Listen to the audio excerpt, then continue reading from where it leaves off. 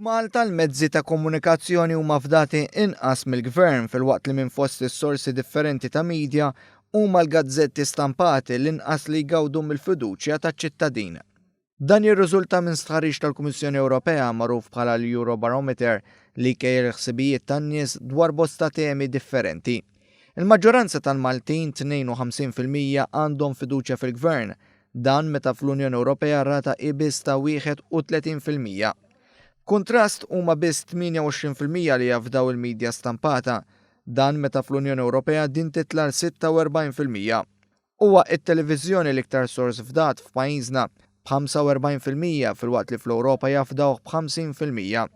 41% jgħidu li jafdaw ir-radju, rata li titla l-59% fl-Ewropa.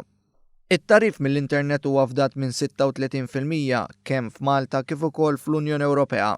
b'65% l-Pulizija u l-Armata b'76% dawn huma l-iktar istituzzjonijiet fdati f'pajjiżna. L-amministrazzjoni pubblika hija fdata minn 52% tal-Maltin.